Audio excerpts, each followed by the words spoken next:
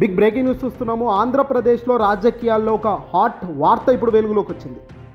YS Rajasekhara Reddy గారి మరణ అనంతరం ఒక వైఎస్ఆర్సీపీ పార్టీ అనేది ఒక అనుకోని పరిస్థితుల్లో ఏర్పడిన పార్టీగా, ఆ తర్వాత దేశం మొత్తం సల్యూట్ కొట్టిన పార్టీగా ఈరోజు నిలదొక్కుని దేశ రాజకీయాల్లోనే అతిపెద్ద లార్జెస్ట్ పార్టీగా అవతరించిన పార్టీగా జగన్మోహన్ రెడ్డి గారి పార్టీ ఈరోజు నిలబడి ఉన్న సంగతి తెలిసింది.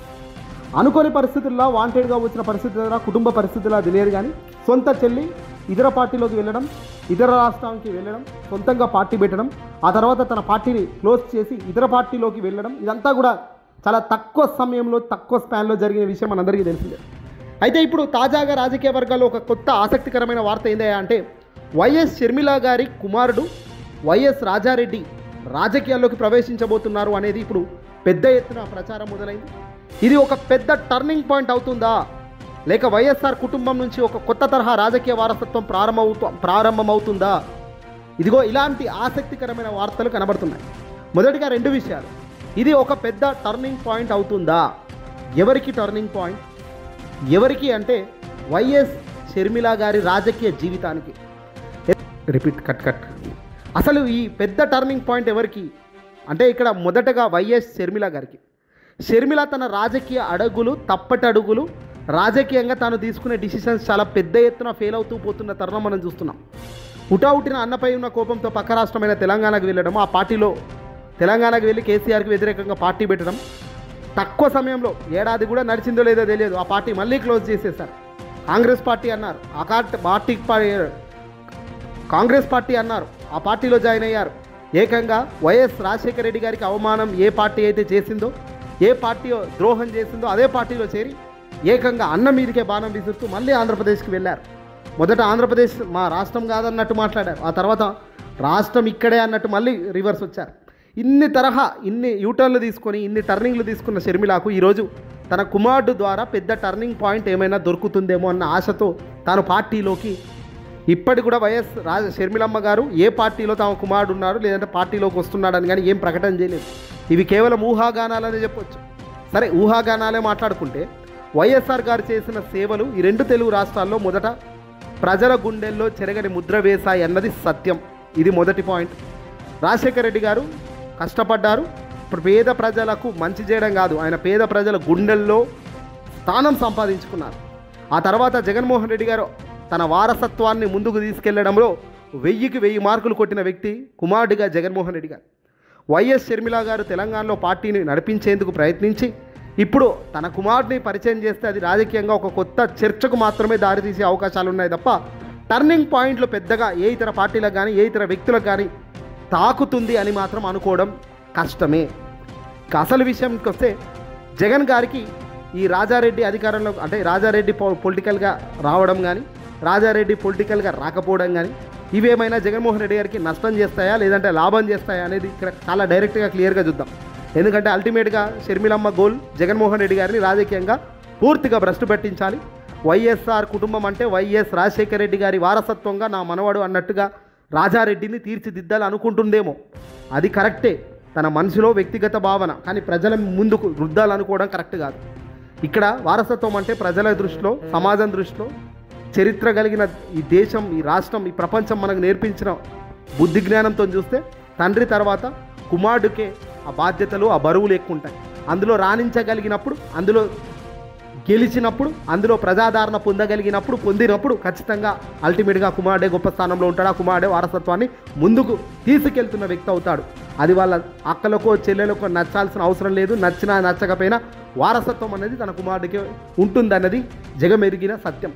సరే, ఇది డబ్బులు ఉన్నాయి కానీ ఇతర కార్యక్రమాలు చేయొచ్చు అని కానీ లేదంటే ప్రజల ద్వారా జైలు కొట్టించుకోవచ్చు అనుకోని కానీ ఇలాంటివన్నీ ప్రచారం చేయించవచ్చు, కానీ ఇవేవి కూడా న్యూట్రల్ జనాల మనసుకు ఆకట్టుకోలేవు. వైఎస్ రాజశేఖర రెడ్డి గారు ప్రజల మనసు దోచుకున్నారు, ప్రజల్లో స్థానం సంపాదించుకున్నారు. తాను మరణించి 16-17 ఏళ్ళు అవుతున్నప్పటికీ ఈరోజు ప్రజలు గుర్తిస్తున్నారు, గౌరవిస్తున్నారు, నమస్కరిస్తున్నారు, అభినందిస్తున్నారు. అంటే అది తాను చేసిన పరిపాలనలో మంచి పనులు మాత్రమే. ఇదిగో అలాంటి లెగసీ, అలాంటి స్థానం సంపాదించుకోవడానికి జగన్మోహన్ రెడ్డి గారు కూడా తన వ్యక్తిత్వాన్ని గొప్ప స్థాయికి తీసుకెళ్లే కార్యక్రమాలు చేస్తూ ఎన్నో గొప్ప కార్యక్రమాలు తన అధికారంలో ఉన్నప్పుడు చేశారు. సంక్షేమ ఫలాలను తన తండ్రి ఒక అడుగు ముందుకేస్తే జగన్ 2 అడుగులు ముందుకేస్తానన్నట్టు తీరే జగన్మోహన్ రెడ్డి గారు రాజకీయాల్లో గొప్ప స్థానంలో ఈరోజు నిలబడ్డారు. వారసత్వంలోనే కాదు, ప్రతి అడుగులో నెంబర్ 1 స్థానంలోనే జగన్ ఉన్నారు. షర్మిల గారు ఎంత ప్రయత్నించినా ఆంధ్రప్రదేశ్ రాజకీయాల్లో జగన్ గారి స్థానం ఏమాత్రం దెబ్బతినే పరిస్థితి మాత్రం స్పష్టంగా ఉండదు. అది రాజారెడ్డి రాజకీయాల్లోకి వచ్చినా, కాంగ్రెస్ పార్టీలో కలిసినా, కొత్త పార్టీ పెట్టినా, ఎనీ కాస్ట్ ఏం జరిగినా ప్రజల నమ్మకం ఒక్కటే, అది జగన్ మీదే.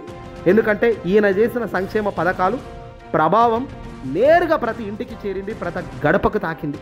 మాట అంటే ఇచ్చివ్వడం, ఆ మాట నిలబెట్టుకోవడం అన్న సత్యంగా తాను నిలబడ్డ మాట మీద అడుగులు వేశాడు. కాబట్టి వైఎస్ షర్మిల కుమారుడు రాజా ఎంట్రీ, ఒకవేళ రాజకీయంగా తాను ఎంట్రీ అవుతే ముందుగా జగన్మోహన్ రెడ్డి గారు సైతం అభినందిస్తారు, శభాష్ అంటారు, గొప్ప స్థానానికి ఎదగాలని ఆశిస్తారు. ఒక అల్లుడికి మామకున్న బంధం అలాంటిది. అందులో మేనమామకు మేనల్లుళ్లకు చాలా బంధాలు ఉంటాయి, అది ఎవరైనా. అందులో ఆ బంధం కుటుంబ రక్త బంధం కాబట్టి గొప్ప స్థానానికి వెళ్ళాలని కోరుకుంటారు. తన కుమారుడు ఉంటే ఏ స్థానంలో నువ్వు ఉండాలని కోరుకుంటారో అదే స్థానంలో ఉండాలి, గొప్పగా రాణించాలని కోరుకుంటారు. కానీ తన పార్టీ కుప్పగూలాలని అయితే ఎవరు అనుకోరు కదా. ఇక వైఎస్ఆర్ కుటుంబం విస్తరించిందనే భావన కలిగించేందుకే షర్మిల ఈ అడుగులు వేస్తుంది. వైఎస్ఆర్ లెగసీ ఇక ముందుకు తీసుకెళ్ళి ఇది వైఎస్ఆర్ బిడ్డ, వైఎస్ఆర్ మనవడు అంటూ కూడా షర్మిలమ్మ ప్రచారం చేయడంలో వెనకడుగు కూడా వేయదు. కానీ ఇవేవి కూడా ముఖ చిత్రం అయితే మార్చలేవు. అల్టిమేట్గా రాజారెడ్డి ప్రజల మనసుకు దగ్గరగా పనిచేసుకోవాలి.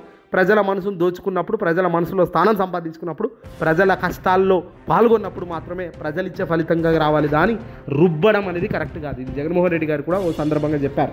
కుటుంబ రాజకీయాలు కరెక్ట్ కావు. మన తర్వాత మన వెనకాల చెల్లెళ్ళు, వాళ్ళ కుమార్తెలు, ఇది రాజకీయం కాదు. రాజకీయం అంటే ప్రజల నుంచే రావాలి అని జగన్మోహన్ రెడ్డి గారు కూడా ప్రజల నుంచి ఎదిగారు. తన తండ్రి అనుకోని మరణం తర్వాత జరిగిన పరిణామాల్లో భాగంగా తన రాజకీయాల్లోకి వచ్చారు. కానీ తనేం డిసైడ్ అయ్యి రాజకీయాల్లోకి రాలేదు. ఆ తర్వాత జరిగిన పరిణామాలు, ఆ తర్వాత ప్రత్యర్థులు కొడుతున్న దెబ్బలకు తాను ఉగ్రరూపం దాల్చి పార్టీని పెట్టి ఆ పార్టీని ఈరోజు దేశవ్యాప్తంలో లార్జెస్ట్ పార్టీగా అవతరించే కార్యక్రమం చేశారు. ముఖ్యంగా చెప్పుకోవాల్సిన విషయం ఏంటంటే, విభజన తర్వాత 2 రాష్ట్రాల్లో కూడా వైఎస్ఆర్ ఫ్యామిలీ పేరు వినిపించడం, జగన్ ఇమేజ్ను ఇంకా పెంచే అవకాశం ఇక్కడ ఉంది.